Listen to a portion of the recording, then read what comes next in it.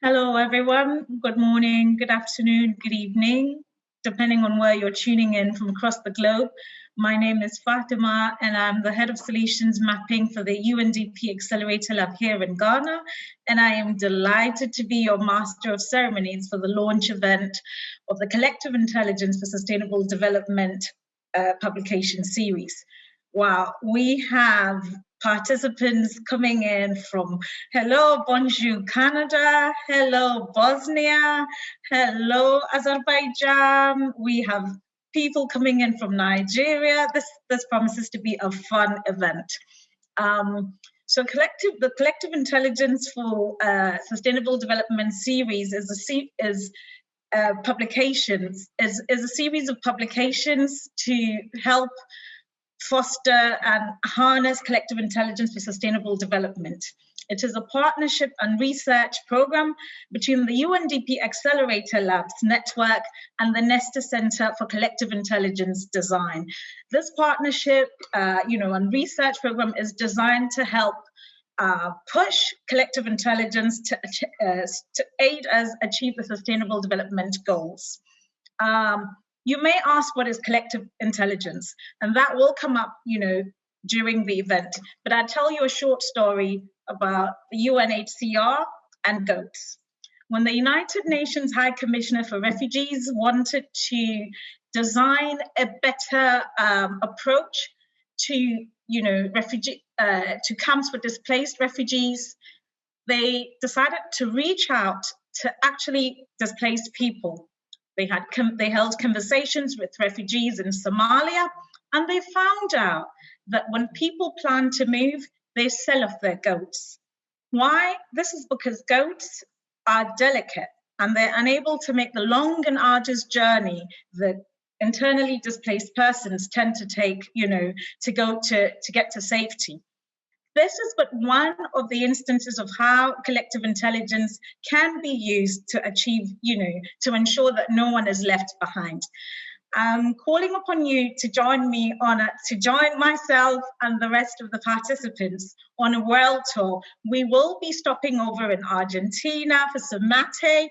We will stop over in Tanzania for coffee, and in Ukraine, we will be having tea. But before we do that, we'll just make a quick stopover in London to speak to the director of the Nesta Center for Collective Intelligence Design. Kathy will introduce us to the concept. She will frame the conversations that we would be having for the rest of the session. So come with me, and over to you, Kathy.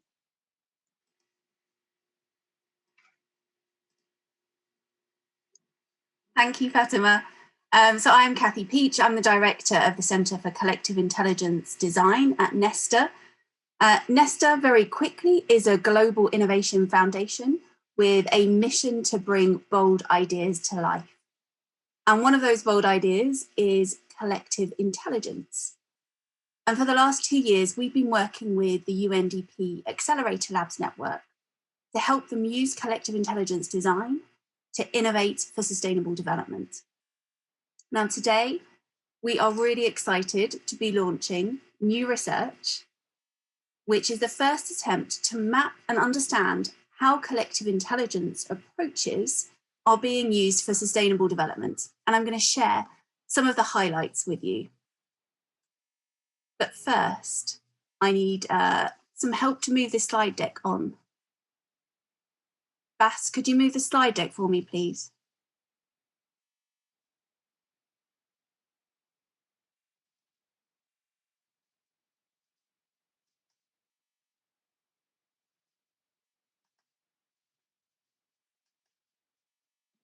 Thank you. But first, what is collective intelligence? If we can just go back one slide, please.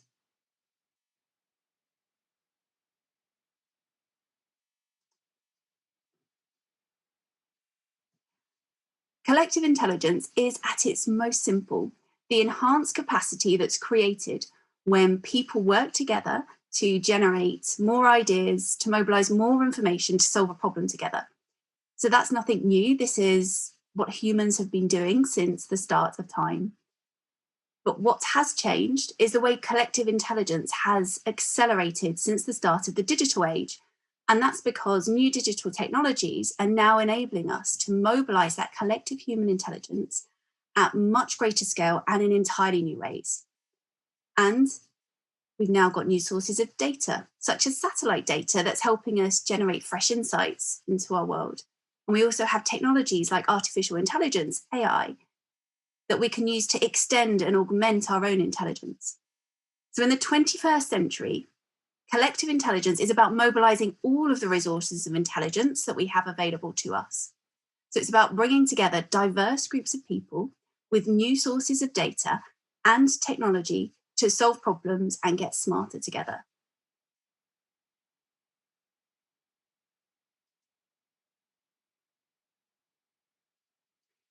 The collective intelligence design draws on a very wide range of methods, some of which you may already be familiar with. From our research, we found that there were 15 methods that were most commonly being used for sustainable development. They include methods like crowd mapping, crowdsourcing, and web scraping. So lots of people in the development sector are using these techniques already, even if they're not necessarily mainstream.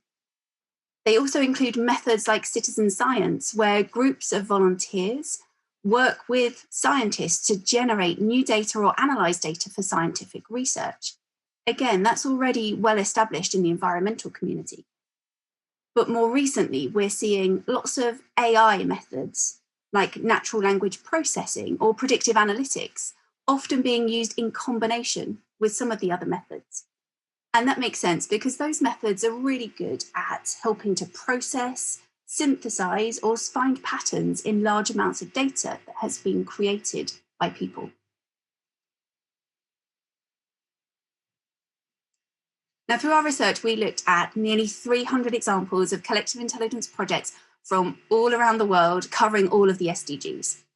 But what we found was that actually there were many more collective intelligence projects that seemed to focus on SDGs 10 through to 16.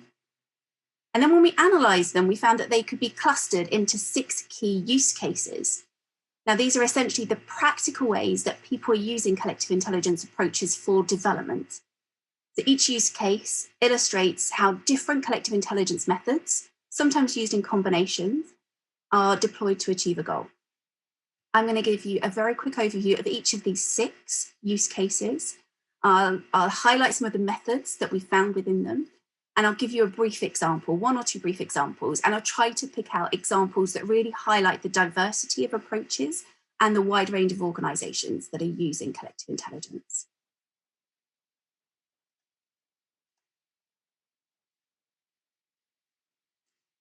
The first use case for collective intelligence for sustainable development is creating new forms of accountability and governance. And in the case studies that we looked at, we saw collective intelligence methods like eyewitness video, crowd mapping, and crowdsourcing being used to document a wide variety of human rights abuses, including police violence. An example is the NGO Syrian Archive, which takes crowdsourced footage from eyewitnesses in Syria of various human rights abuses that have been posted online onto things like Twitter or Facebook. It then stores that footage securely, so it can't be deleted or tampered with. And then it verifies that footage, it authenticates it. And then uses that footage to carry out investigations and build evidence for legal cases. And increasingly, we're seeing organisations like Syrian Archive start to use AI to help analyse and classify those huge volumes of data, speeding up what was previously a very time-consuming and manual process.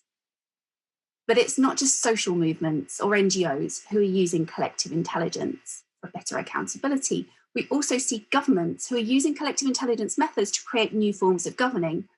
And one of the most famous examples of this is probably Taiwan, where they crowdsource ideas and opinions from people as part of their policymaking and legislative processes.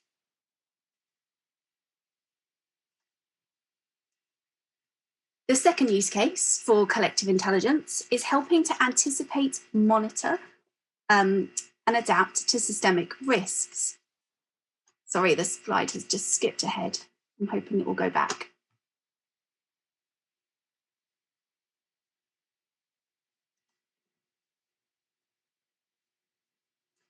So here we see methods like citizen science, web scraping, crowd mapping and crowd forecasting being used to help organisations to improve their capacity for early warning and their response to things like epidemics, violent conflict, and natural disasters. An example of an academic-led initiative in this use case is Metasub, which now has a community in over 100 cities around the world. Now, it uses a method called citizen science. And the way it works is that volunteers will go into the transport infrastructures of their city and take swabs of the different types of infrastructure.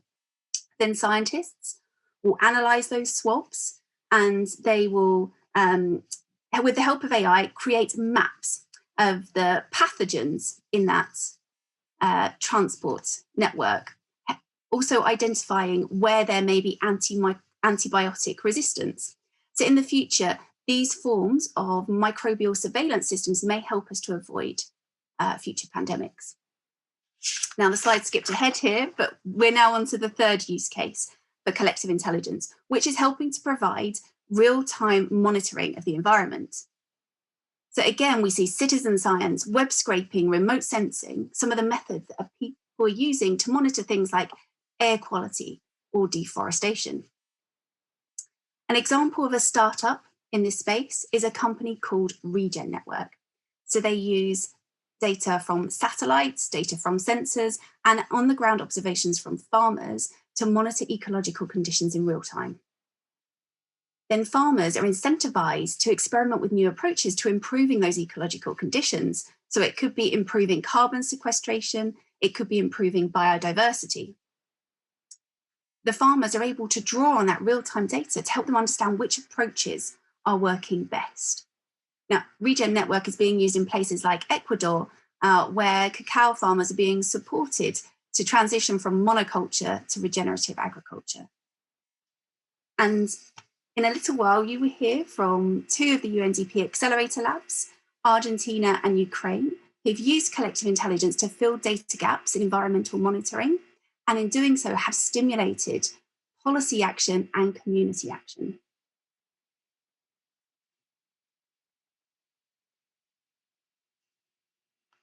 The fourth use case for collective intelligence is working in complex systems. Now, what we found here was that collective intelligence methods are being used by organisations to bring together different types of data so that they can see a system much more completely, making parts of the system visible that were perhaps previously hidden to them, and also to enable better coordination between different actors in the system. And an example of this more efficient coordination is the NGO Breadline in Hong Kong. So it enables volunteers from NGOs to see, who are trying to reduce food waste, to see which bread has been left over at bakeries from across the city and how much bread each of those cities has. It then enables the volunteers to choose their own collection routes, drawing on their own tacit knowledge of the fastest way to get around the city, and now allowing them to really optimize the amount of bread that they can collect.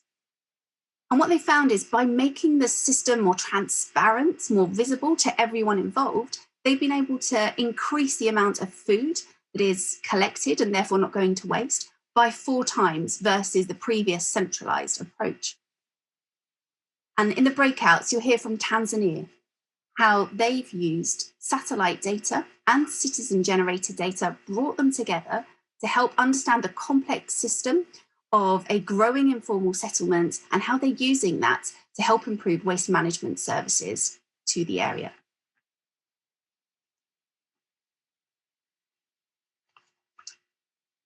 The fifth use case is inclusive development and technologies.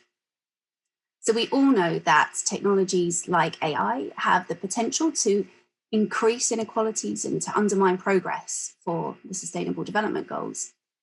But what we're also seeing is how organisations are actually using collective intelligence to try to prevent this happening. And one of the main ways they're doing this is by crowdsourcing more diverse data sets. And by creating these more diverse data sets, they can train AI models that are more representative of the real world and the diversity of people in them. And an example of this is Mozilla's Common Voice project, which is crowdsourcing the largest, most diverse voice recordings in the world, currently covering over 90 different languages. And they're doing this to stimulate the development of new AI voice assistants that are actually available and accessible to a diverse range of people, not just white Western men.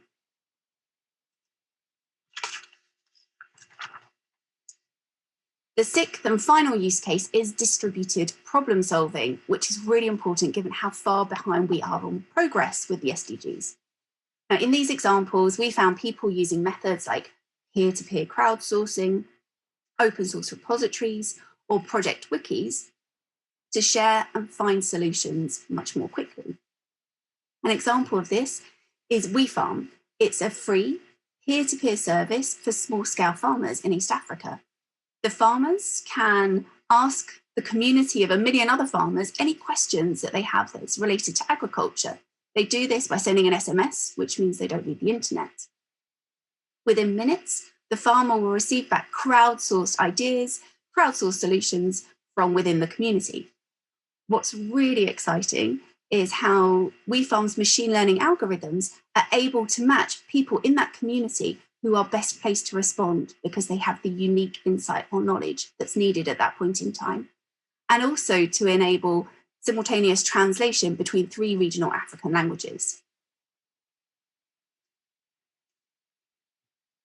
So taken together, these 6 use cases really do illustrate how collective intelligence is enabling development to become much more context-specific, more participatory, and more inclusive. It's also starting to show how we can put AI in the service of collective human intelligence, helping to augment and extend it rather than control or manipulate it. And there's another big opportunity here for governments to grasp. We're seeing how collective intelligence methods can play a really vital role in helping to fill data gaps for the SDGs. But to really fulfill its potential, we need collective intelligence methods to become much more mainstream.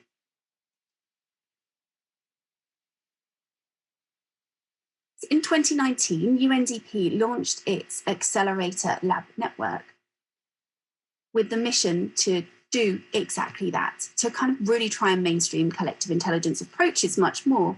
They were given the mission to rethink development, and collective intelligence was adopted as one of their 3 main approaches. The 13 examples of practice from the labs that we're publishing today, and you'll hear about some of them in a moment, really do demonstrate how quickly the collective intelligence mindset and the methods can be adopted when you have an institutional mandate. And I'm going to hand back to Fatima, who will introduce the 3 labs. Thank you. Thank you very much, Kathy. That was super exciting and enlightening. I liked the diversity of the sources of data and the fact that, you know, out of all the 300 examples, one could see different use cases of using crowd mapping, you know, crowdsourcing, using DIY hardware to tackle development challenges. Now, as we go into our breakout rooms, we'll see how my colleagues in Argentina used a mixture of DIY hardware and citizen sensing to ensure, to measure the quality of air in Argentina. We'll then go into the Tanzania coffee house, where you would also see examples of crowd mapping being used to tackle waste management problems in a city. And then finally, in the Ukraine, we would,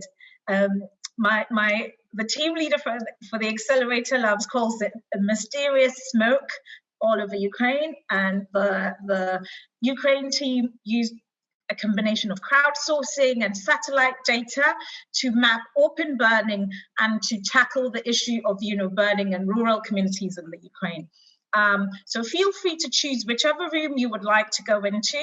Room 1 would take you into the Argentina Mateada. Grab your mate cup. Room 2 would take you into the coffee house in Tanzania, where you would, have insightful conversations on crowd mapping and how policy can be informed by crowd mapping, getting insights from a diverse group. Room 3 would take you to the Ukraine, grab your teacup, have some tea. Let's have discussions around data, crowdsourcing, to ensure that we can tackle development challenges as a collective. Feel free to choose your room. Just click on the button on the screen, and that will take you to your room. Have your mate ready, have your coffee cup ready, have your teacup ready. If you're unable to choose the rooms, or you don't know how, we would be assigning you randomly. We're nearly at 400, participants.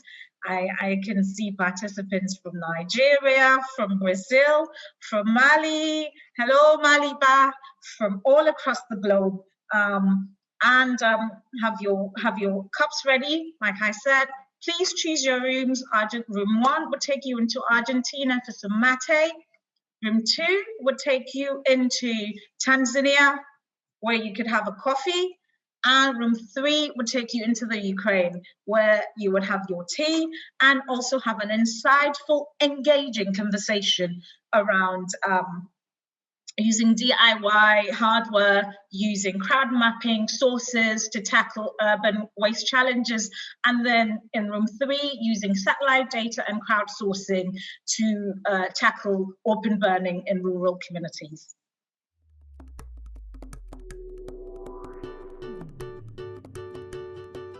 Welcome back, everyone. I hope you had, an engaging conversation, even if the ride was a bit bumpy, but I think we all managed to land beautifully, on our global tour. I had the privilege, of course, to listen in to all 3 conversations, and I must tell you, it was really engaging. I know that there are more questions, so feel free, we'll put in the link in the chat. Feel free to access the 3 blogs from my colleagues in Argentina, Tanzania, and the Ukraine. So thank you so much. I hope you enjoyed your conversations. And now we'll be hearing from our 3 rapporteurs from Argentina's Mateade, Tanzania's Coffee House, and the Ukraine's Tea Salon. Our 3 rapporteurs are Erica, Gina, my team leader, and Mirko. Over to you. Erica, Mirko, and Gina. Thank you. We were a bit short on time due to the technical glitch of the breakout room, so we won't be spending a lot of time. I just wanted to share that in Argentina, it's been wonderful to hear about citizens taking part in collecting data of air quality in their city in Buenos Aires. And really, it is now used to scale up different sorts of policies, tackling water quality, engaging citizens in shaping up the policies. So I'm not going to spend a lot of time. I know that Gina will spend some minutes recapping this as well. Over to you, Mirko. Thank you very much, Erica, and also Fatima. Equally, in our breakout room, the Tanzania Coffee House, we beautifully saw how the lab, jointly with local residents and students, shed light on a previous unknown complex system, the waste sector in Buongwa ward of Mwanza city in Tanzania. With the crowd, the power of the crowd, the students, the local residents, the lab in under 1 month managed to map 26,000 data points previously unknown to the government that will now be used in order to facilitate a more targeted and more comprehensive waste response to the challenge that many citizens but also settlements are facing currently. Closing it here, over to Gina. Thank you. Thanks, Mirko.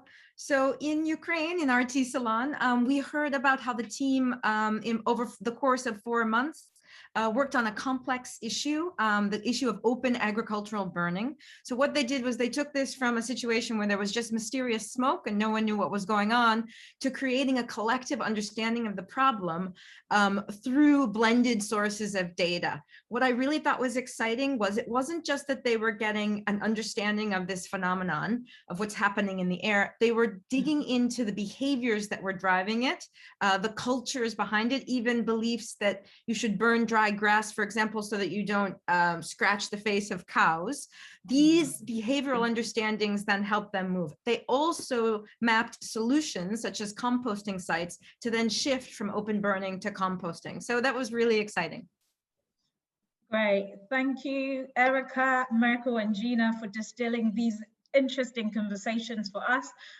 Feel free to check out the blog posts and the link below.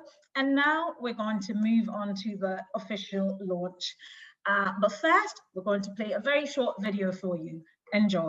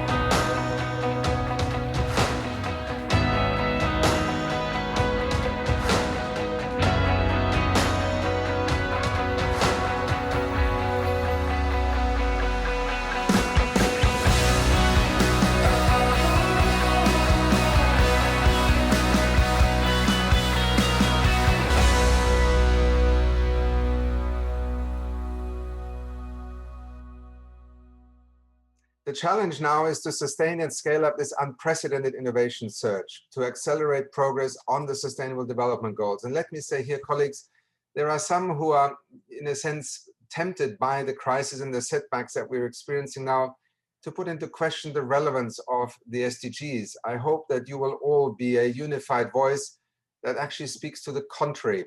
It is the moment when the Sustainable Development Goals put into relief and clarity more than ever before where the direction of travel needs to be.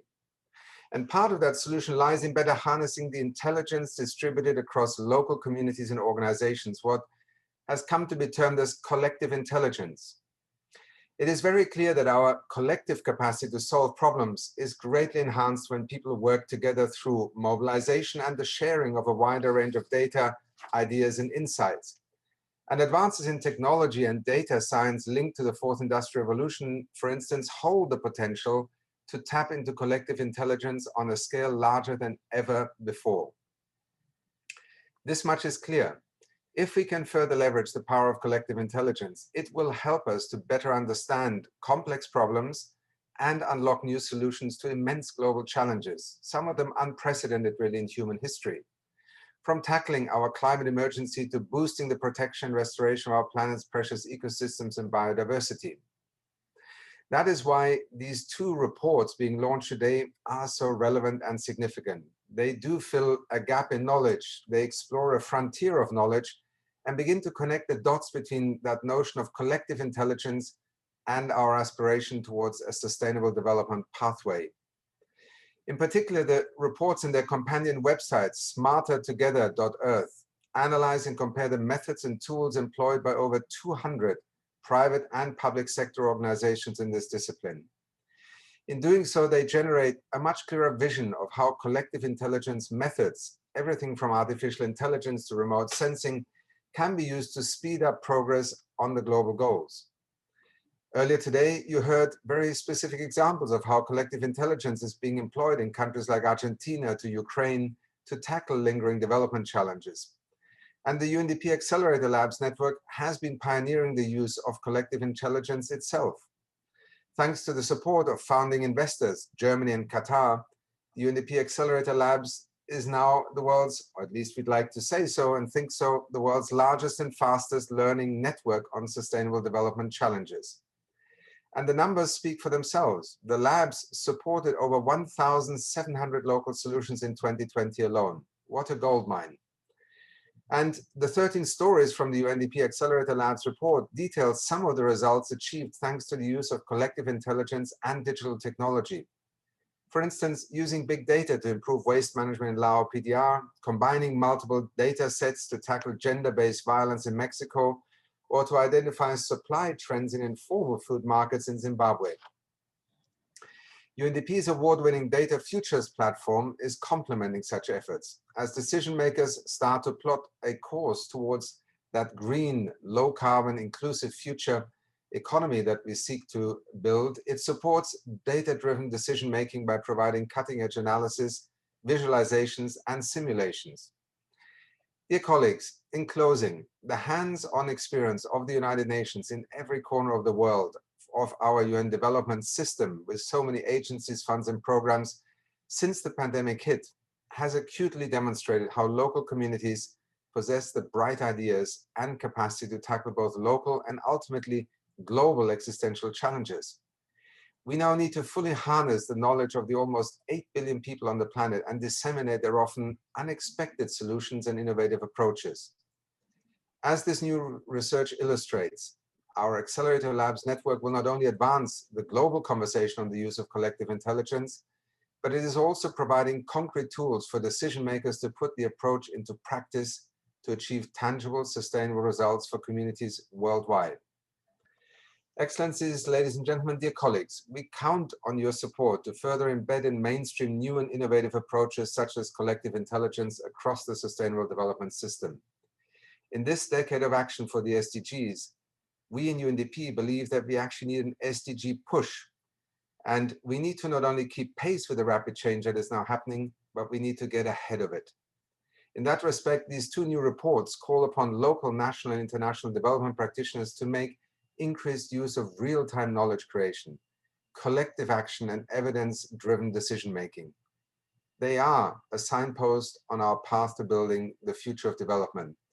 And I want to thank Nesta also, because with Nesta we have had a partnership that even precedes the Accelerator Labs, but certainly through the Accelerator Labs has become emblematic of an ecosystem of partnerships that we have built that have enabled so many of these labs to land within their national reality, but be connected to a global ecosystem of learning, of partnership, of collective intelligence, colleagues. And I end by just noting that when you use that term collective intelligence, it's actually a very common sense term.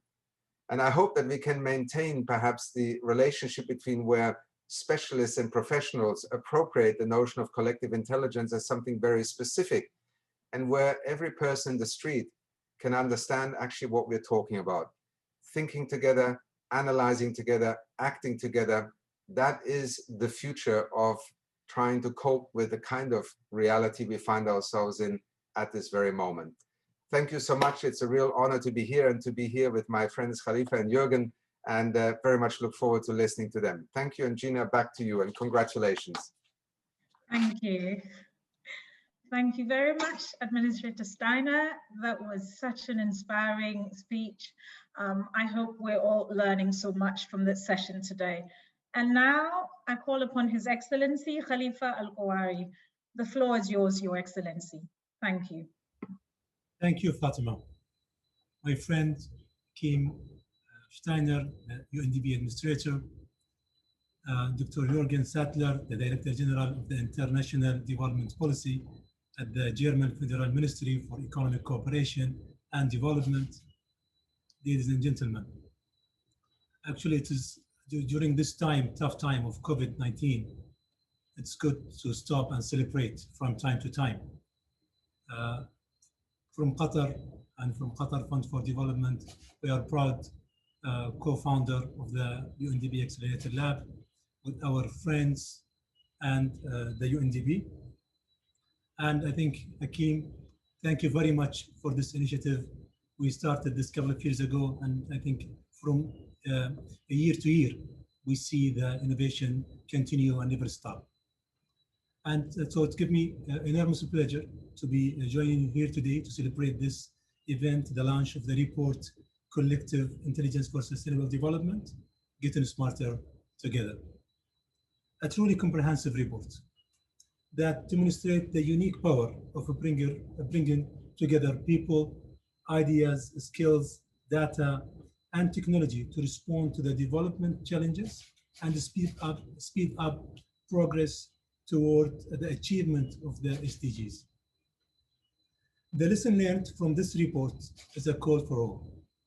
Development practitioners, research and educational organizations, donors, grassroots organizations, and others to harness the potential of collective intelligence to help accelerate progress and urgently reverse the regression trend of many of the SDGs. Ladies and gentlemen, the reality today is that we live in an increasingly unpredictable and complex world. Taking the coronavirus as a point of case, the pandemic has disrupted every aspect of life. Activities that once seemed routine, such as going to school or work or travel, pose a potential risk to our health. We have found ourselves unable to do business as usual, and we are obliged to shift our thinking and act quickly to adopt new ways of doing things to keep world running. School have resorted to online learning, and workstation were quickly replaced by remote working. The same applies when addressing other shifting and complex challenges that the world continue to face today, and the other multidimensional crises impacting our economy, industries, health system, and societies. In such situations, we cannot respond to these challenges the way we have done in the past. We need to shift our thinking and explore new approaches to development. Capitalizing on the power of collective intelligence to leverage the innovative approaches is one way to do so, and design as agile solutions that cater to the local needs. Collective intelligence has driven the effort to improve our capacity for early warning and monitoring, our response to natural disasters, conflict, and displacement. We need to harness its full potential by mobilizing resources, catalyzing collaboration, and encouraging innovative locally sourced solutions to act quicker and more effectively to development challenges and foster a more inclusive, resilient, and sustainable future. Qatar Fund for Development is proud to be a core investor to the UNDP Accelerator Lab. And it is with enormous pride that we observe the lab push forward its operation using collective intelligence to accelerate progress toward the SDGs and become the world's largest and fastest learning network on sustainable development. I would like to thank everybody today here, Achim, Jürgen, Gina, all the attendees for participating in this or celebrating this event. And I call for further implementation of those findings. Thank you very much. Thank you so much, Your Excellency. I'd like to give the floor now to Director General Zattler. Director General Zattler, the floor is yours. Thanks a lot, Gina, and I'm really happy to be with you, Achim, with you, Khalifa, with Gina, and with all the others. I think this is a great moment. We are happy to be proud of this exercise, and in fact, it's a very good idea to share the lessons learned from the Accelerator Labs within this wider development system. We, as the German government, are very happy having been part of this exercise right from the beginning. I think it has started some 2 years ago. And you certainly do not know, but my ministry, BMC, will celebrate its 60th anniversary in November this year.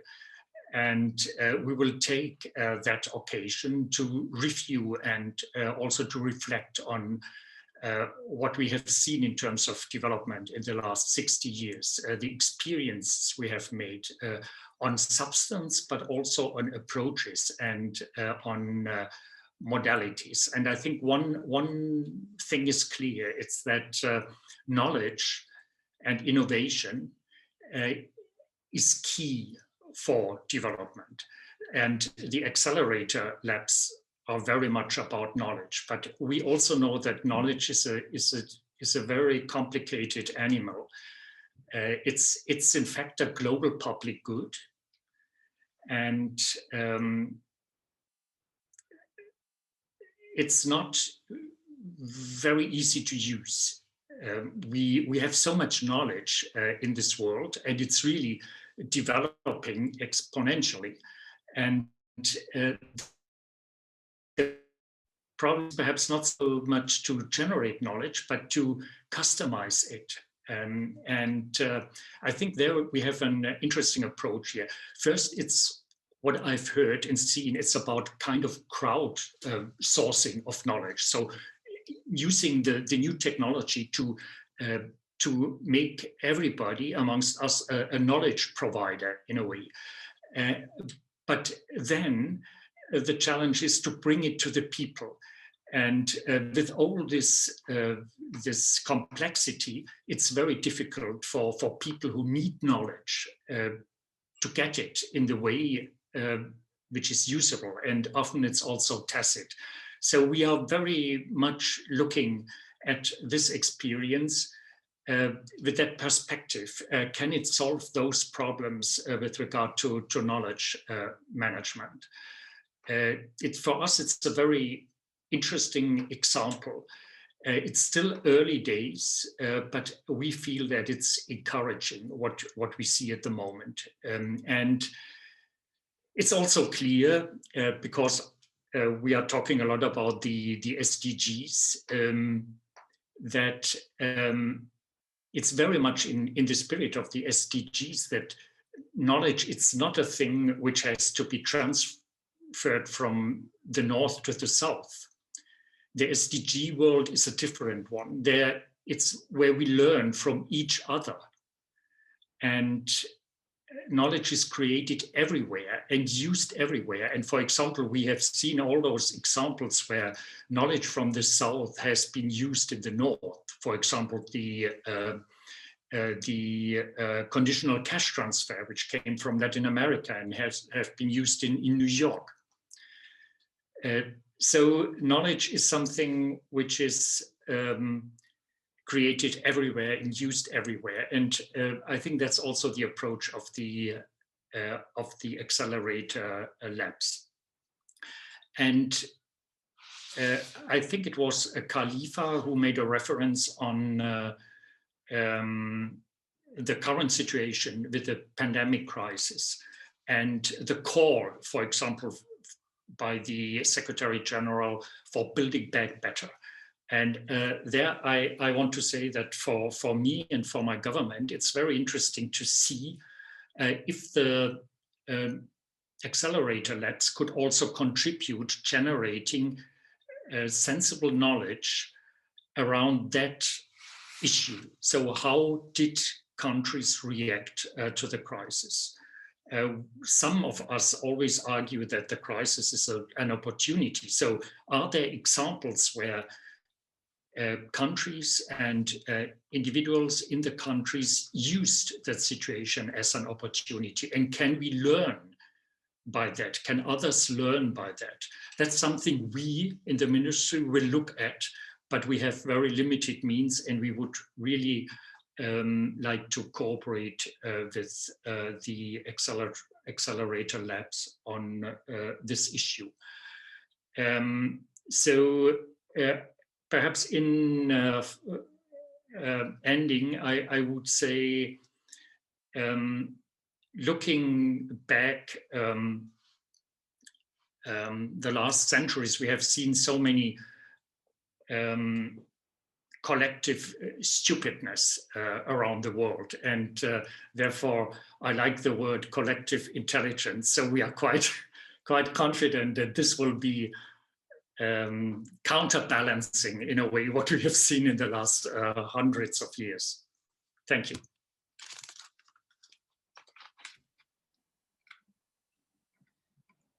Thank you very much, Dr. Zattler. And now I present to you my team leader, Gina. Over to you, Gina. Thank you so much, Fatima, and thank you to the Qatar Fund for Development and the Federal Republic of Germany Federal Ministry for all of the belief that you've had in us. Thank you as well, Administrator Steiner, for believing us before we really proved ourselves. It's because of you that we're here today and that we're making these breakthroughs. I think the breakthrough that we're celebrating today is a step forward in understanding how collective intelligence adds value to sustainable development. We're moving towards this nuanced understanding of exactly what collective intelligence can do to trigger the transformations needed for sustainable development, and indeed what it cannot do. We heard from Ukraine how they're using distributed problem solving to address the issue of open burning. We heard from Tanzania on how they're using open systems mapping to understand the complex system of waste management.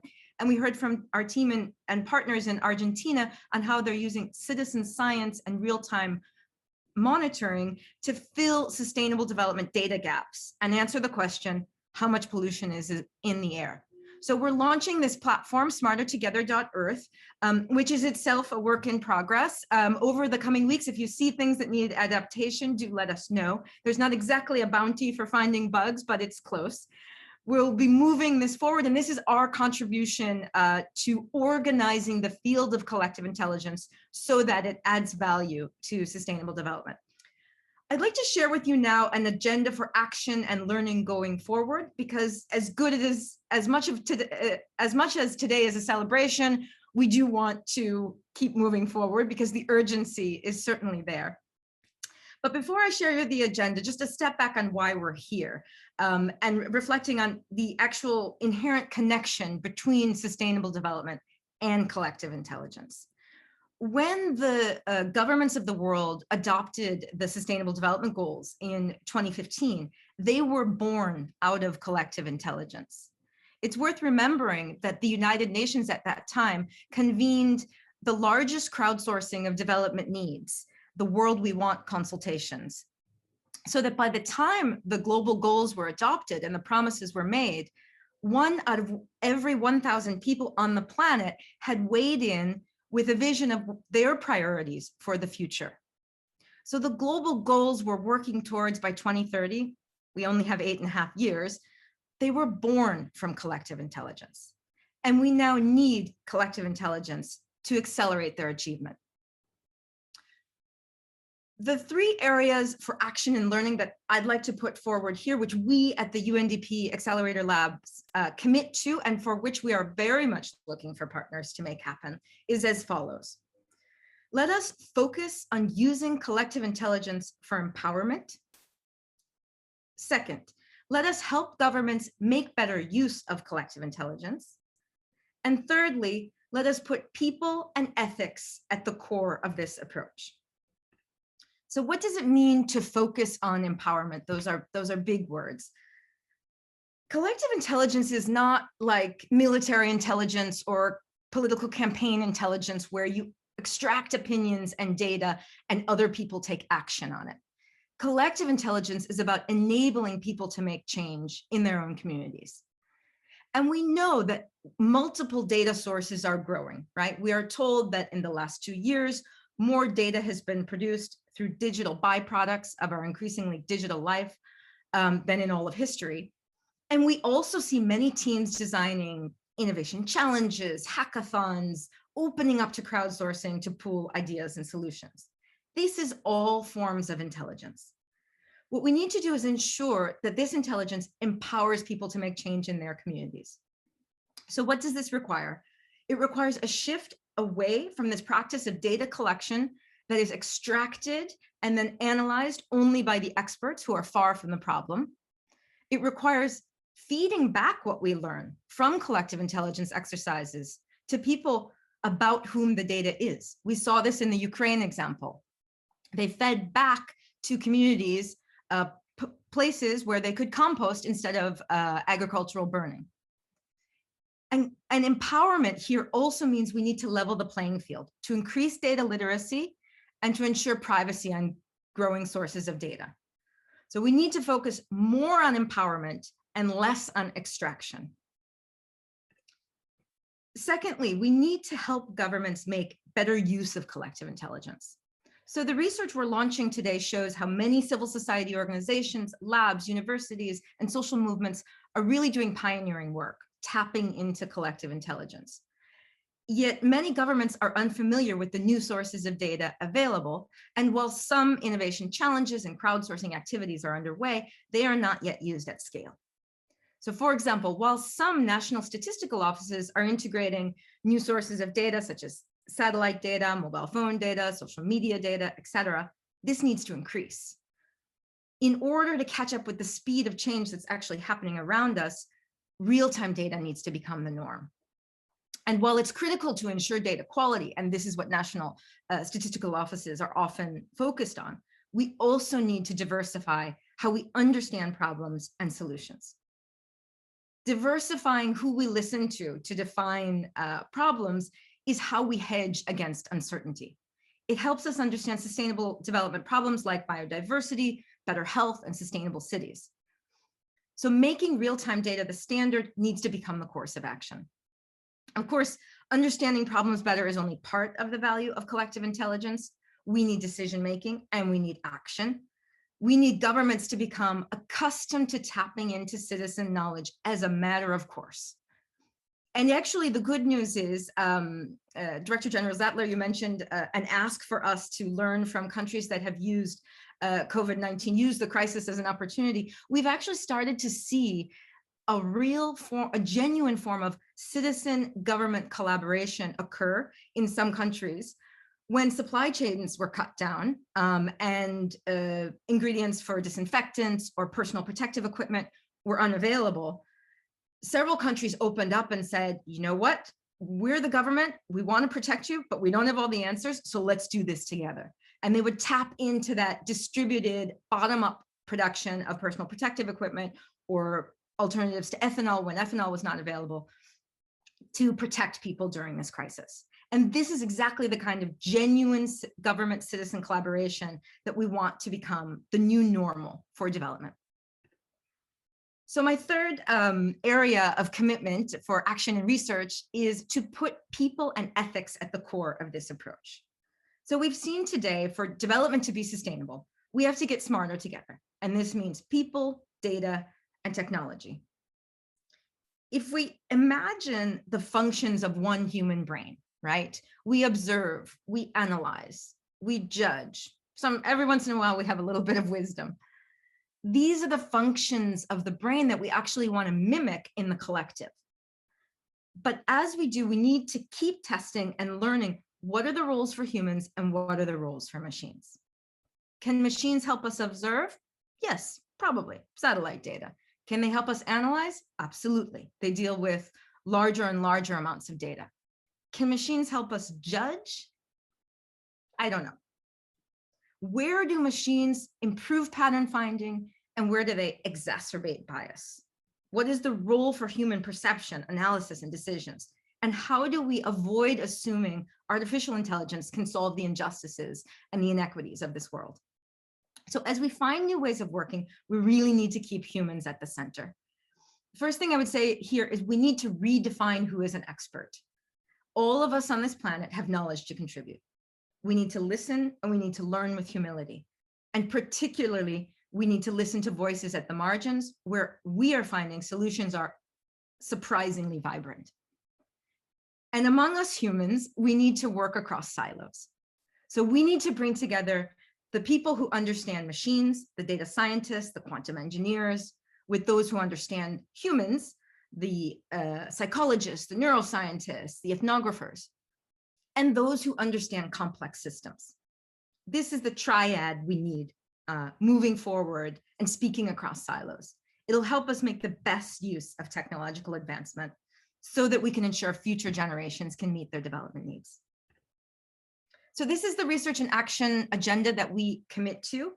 And the good news is that we actually have the coalitions in place to take it forward. It's not just all talk. Our 91 accelerator labs serve the majority of low-income countries, including small island developing states. And we are trying to tap into knowledge across the network to make this happen. Every day across 115 countries, the UNDP labs are helping governments make better use of collective intelligence, use data that catches up with the speed of change, and learn about where computing power can add value to human expertise and knowledge. And we do this thanks to our founding investors. Thank you for believing us. I would, though, like to make a call for action for all of you here today. And thank you so much for joining us. We've seen today a growth in how collective intelligence is being pooled for sustainable development. It's now time to take this from the margins to the mainstream. So here's your call of action to engage with us. Help us build out the field of collective intelligence. If you are a practitioner using one of these collective intelligence methods, there are about 21 of them that we've highlighted, and you have ideas about how it adds value to sustainable development or where it shouldn't be used or what it can do or cannot do, contact us as we expand smartertogether.earth as an ever-growing contribution to the field. For the academics out there, I would urge you to keep an eye out for Collective Intelligence, the journal from Sage Publishing and the Association of Computing Machinery with support from Nesta. I'm told that the first issue will have entries from 2 Nobel Prize winners, so that's exciting. To our government partners, please do invest in national statistical offices and work with us to make collective intelligence for sustainable development the new normal. For any organizations who are interested in exploring how they could use collective intelligence to address their own challenges, please do get in touch with Nesta. And to our UN family, please continue to work with us as we give the first words of the UN Charter, "We the People," brand new meaning. So thank you so much for joining us today, and please do have a read of the report. It's a good read. Back to you, Fatih. Oh, Gina, what a moving speech. You should see the amount of love in the chats. I want to reach out through the ether and just hug you for, for making us all proud to be a part of the Accelerator Lab network, and for showing us that, collective intelligence is just a mashup of people, technology, ideas together to make the world a better place. Thank you so much, Administrator Steiner. Thank you, Your Excellency. Thank you, Dr. Zattler. Thank you to all the participants for tuning in today.